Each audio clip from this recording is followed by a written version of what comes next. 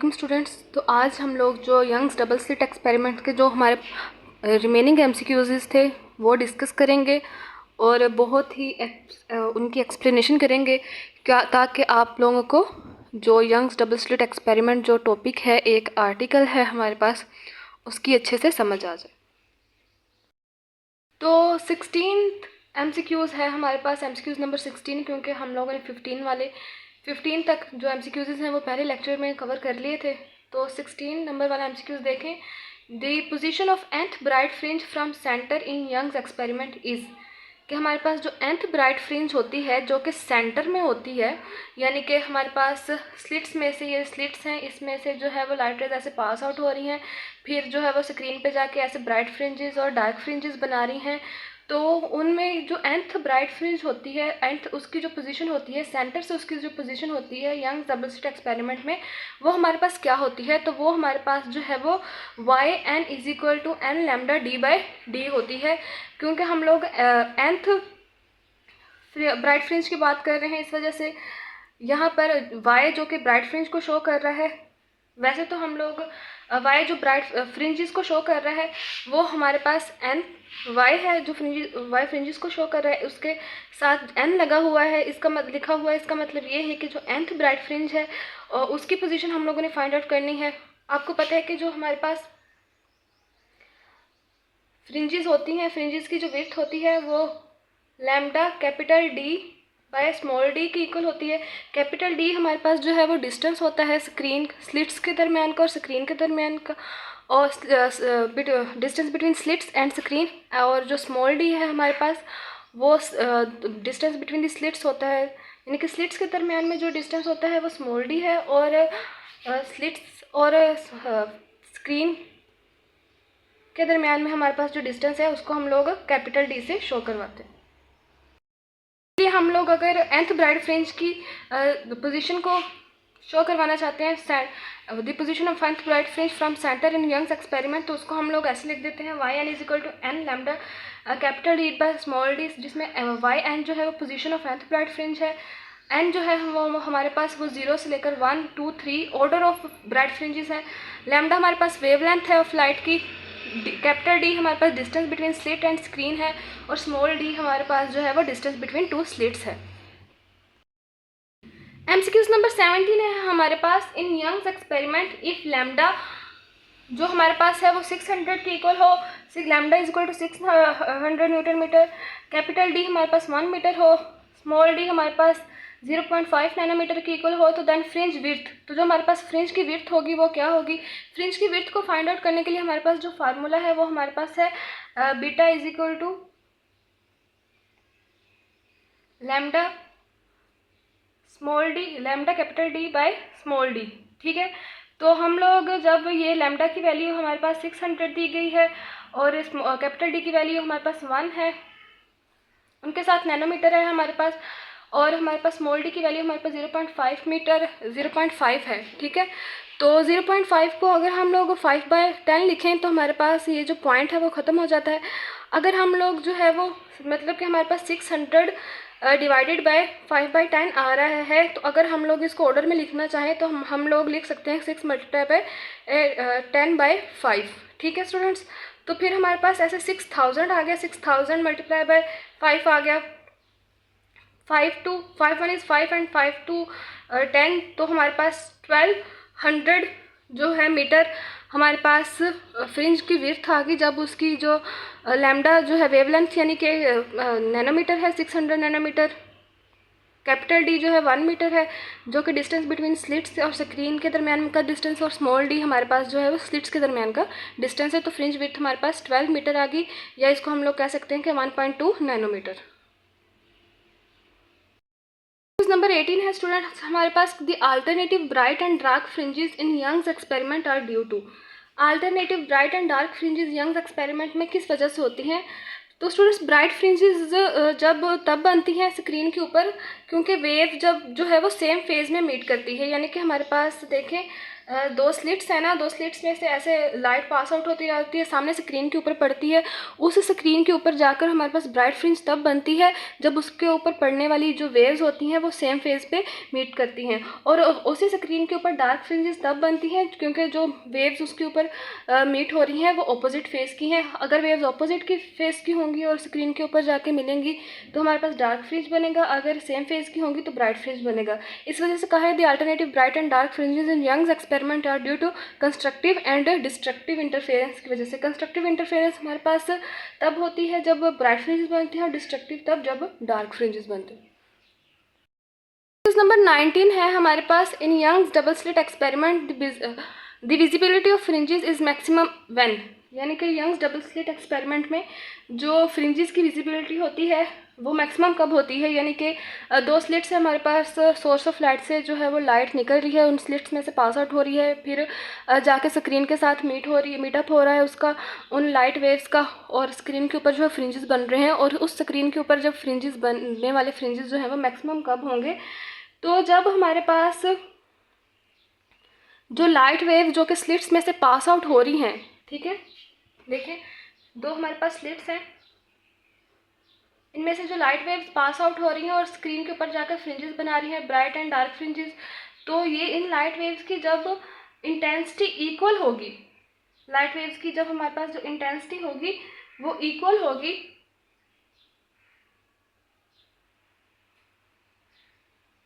या उन स्लिट्स की इंटेंसिटी जब जिन स्लिट्स में से ये लाइट पास आउट हो रही है, अगर उन स्लिट्स की इंटेंसिटी जो है वो इक्वल होगी, अगर यानी कि हमारे पास इस स्लिट की इंटेंसिटी भी वही है और इस स्लिट्स की इंटेंसिटी भी वही है और लाइट जो है वो इनमें से पास आउट हो रही है, तो फिर जो है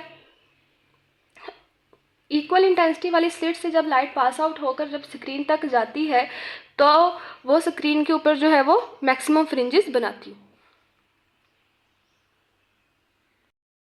नंबर हमारे पास 20 है हमारे पास कि the ratio of maximum to minimum intensity in Young's experiment where amplitude are A1 and A2, यानी कि हमारे पास जो मैक्सिमम और मिनिमम इंटेंसिटी है यंग्स एक्सपेरिमेंट में उनकी रेशो जो है हमारे पास क्या होगी, रेशो फाइंड आउट करनी है हमारे पास जब उनका एम्पलीट्यूड जो है वह A1 और A2 हो, ठीक है।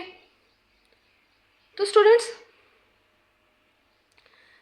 जब हमारे पास इंटेंसिटी ज़्यादा होती है यंग्स एक्सपेरिमेंट में, जब हमारे पास इंटेंसिटी ज़्यादा होती है, जब हमारे पास इंटेंसिटी ज़्यादा होती है ना, इंटेंसिटी मैक्सिमम होती है ना, तब यंग्स एक्सपेरिमेंट में जो एम्पलीट्यूड होता है वो प्लस होता है और उसका उस यंग्स एक्सपेरिमेंट में एम्पलीट्यूड को हम लोग सबमिशन करवा के उसका स्केयर लेते हैं।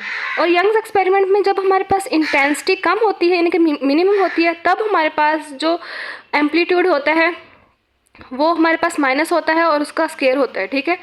तो अगर हम लोग फाइंड आउट करने की कोशिश करें, रेशो फाइंड आउट करने की कोशिश करें, तो maximum intensity divided by minimum intensity होगी। तो हम लोग रेशो कैसे लिखते हैं कि the ratio of maximum to minimum intensity in Young's experiment when amplitude A1 and A2, amplitude हमारे पास A1 है और A2 है, तो हम लोग मैक्सिमम इंटेंसिटी जो है वो डिवाइज़र में रखेंगे और मिनिमम इंटेंसिटी डिवाइडेंड में, ठीक है। तो इस तरह हम लोग जो रेशो है वो maximum intensity to minimum intensity Young's experiment में लिख सकते हैं।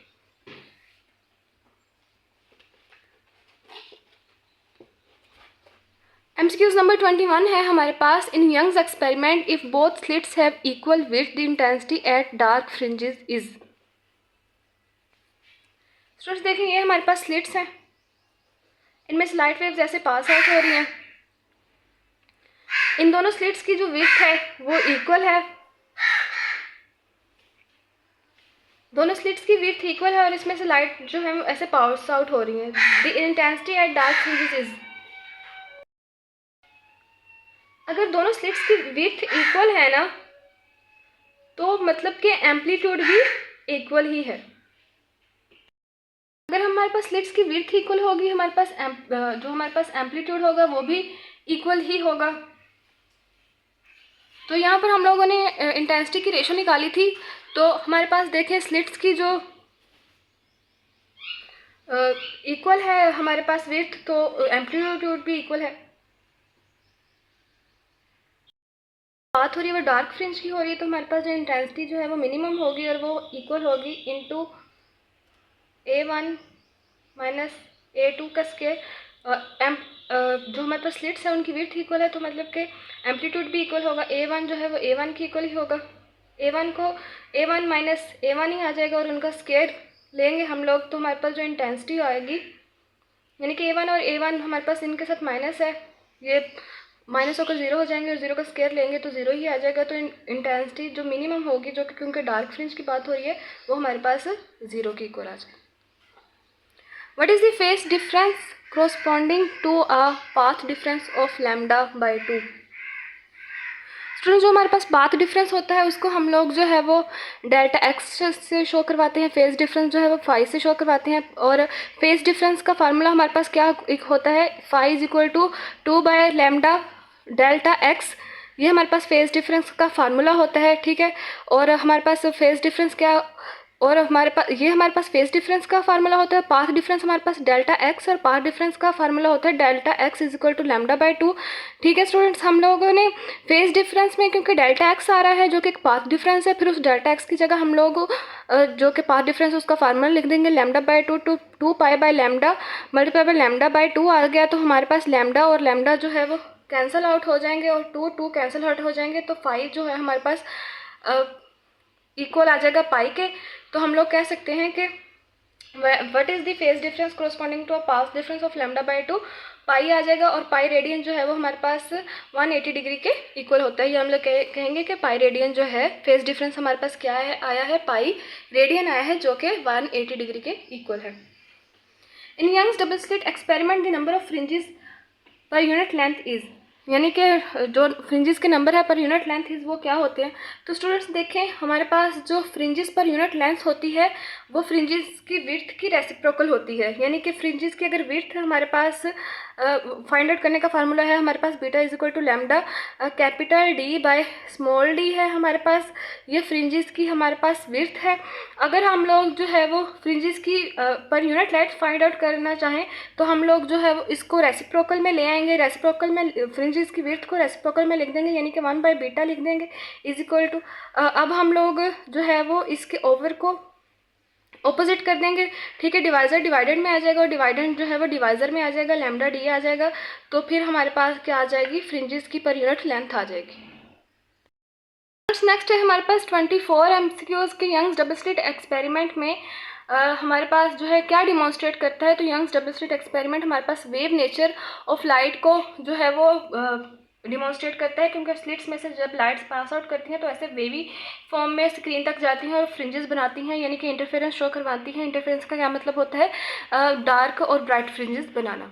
If wavelength of light used in Young's experiment is half the fringes width, MCQ number 25 है हमारे पास। अगर हमारे पास जो लाइट यूज़ हो रही है उसकी वेवलेंथ हमारे पास हाफ हो जाए यंग्स एक्सपेरिमेंट में, तो जो फ्रिंजेस की विड्थ है वो कितनी होगी। स्टूडेंट्स देखें, फ्रिंजेस की विड्थ को फाइंड आउट करने का फार्मूला है हमारे पास beta is equal to lambda capital D by small D. ये फ्रिंजेस की विड्थ को फाइंड आउट करने का हमारे पास फार्मूला है।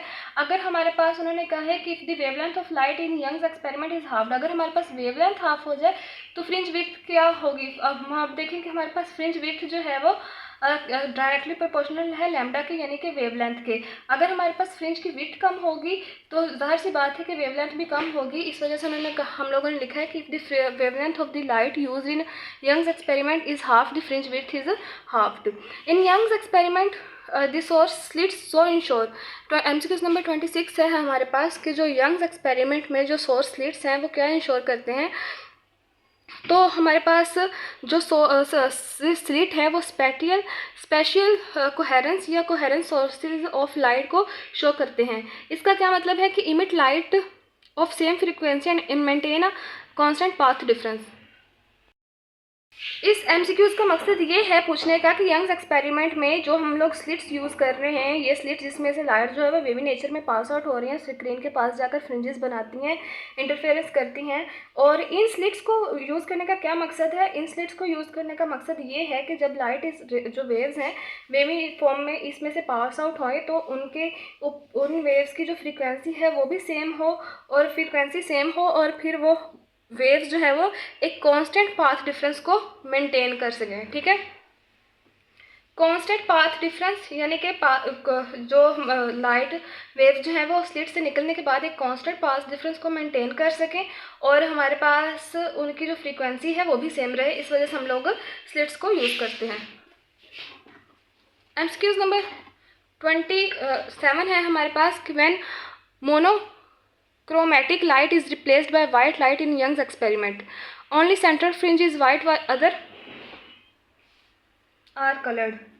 यानी कि अगर हम लोग एक मोनोक्रोमेटिक लाइट यूज़ कर लाइट जो है वो उसको बदल देते हैं वाइट लाइट से, यानी कि वाइट लाइट स्लिट्स में से गुजारते हैं, फिर वो सेम फ्रीक्वेंसी और same path constant path difference के साथ जब वो स्क्रीन तक जाती है और फ्रिंजेस बनाती है, तब वहाँ पर जाकर क्या फ़र्क पड़ता है जब हम लोग वाइट लाइट का क्या फ़र्क पड़ता है जब हम लोग वाइट लाइट यूज़ करते हैं, तो स्क्रीन पर जब वो पहुंचती है तो स्क्रीन पर जो फ्रिंजेस बनते हैं उनमें क्या फ़र्क पड़ता है? तो उन फ्रिंजेस का जो सेंटर होता है वो हमारे पास वाइट होता है, बाकी जो फ्रिंजेस होते हैं वो हमारे पास कलर्ड होते हैं। नंबर 28 है हमारे पास, the fringe width in Young's experiment is independent of. Students देखें, फ्रिंज विड्थ फाइंड आउट करने का फार्मूला है हमारे पास beta is equal to lambda capital D by small D. ठीक है, तो ये फ्रिंज की विड्थ को फाइंड आउट करने का फार्मूला है हमारे पास, जिसमें लैम्डा है जो है वेवलेंथ है फ्रिंज की, कैपिटल डी है जो है डिस्टेंस है बिटवीन स्लिट्स का और स्क्रीन का, स्मॉल डी जो है हमारे पास स्मॉल डी जो स्लिट्स के दरमियान में हमारे पास जो डिस्टेंस है वो है। तो इनमें हमारे पास जो फ्रिंज विड्थ है यंग्स एक्सपेरिमेंट में, यानी कि वेवलेंथ पे भी डिपेंडेंट है, स्क्रीन का और स्लिट्स के दरमियान में जो डिस्टेंस है वो उनके ऊपर भी डिपेंडेंट है, स्लिट्स के दरमियान में जो डिस्टेंस है उसके ऊपर भी डिपेंडेंट है। लेकिन जो हमारे पास फ्रिंज की विड्थ है, जो स्क्रीन के ऊपर फ्रिंजेस बनते हैं यानी कि ऑर्डर फ्रिंज बनता है, उसके ऊपर इंडिपेंडेंट है। या इंटेंसिटी ऑफ लाइट जो हम लोग यूज़ कर रहे हैं उसके ऊपर इंडिपेंडेंट है। ऑर्डर ऑफ फ्रिंजेस जो है वो एक फिजिकल क्वांटिटी नहीं है, लेकिन इंटेंसिटी ऑफ लाइट जो एक फिजिकल क्वांटिटी है जिसको हम लोग आई से शो करते हैं, और इसका यूनिट होता है ओमेगा पर मीटर स्क्वायर। ये हमारे पास इंटेंसिटी ऑफ लाइट का यूनिट होता है।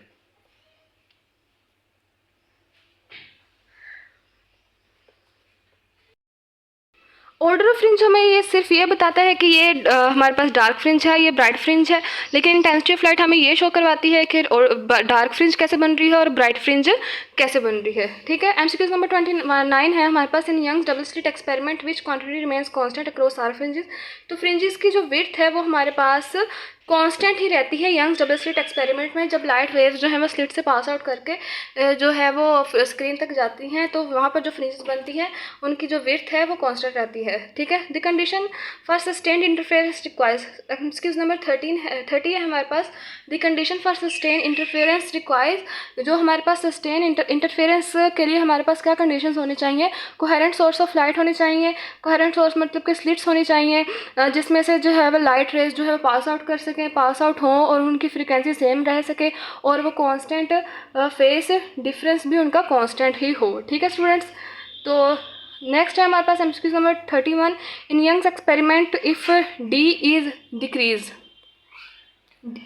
स्मॉल डी है हमारे पास क्या है? Distance between the slits. इन स्लिट्स के दरमियान में जो डिस्टेंस है वो हमारे पास स्मॉल डी है। तो अगर हमारे पास ये डिस्टेंस कम हो जाए तो हमारे पास जो फ्रिंजेस का पैटर्न है उस पर क्या असर होगा? तो स्टूडेंट्स, अगर हमारे पास ये स्लिट्स जो है वो नैरो हो जाएं यानी कि थोड़ी सी तंग हो जाएं, तो लाइट वेव जो आ रही हैं इनमें से जब गुजरेंगी तो वो ज़्यादा शार्प होकर गुजरेंगी, और इसमें से ज़्यादा शार्प होकर गुजरने की वजह से वो जब आगे जाके अच्छे तरीके से स्प्रेड आउट हो पाएंगी। तो इस वजह से कहा है कि in Young's experiment if D is decrease the fringe pattern is spread out.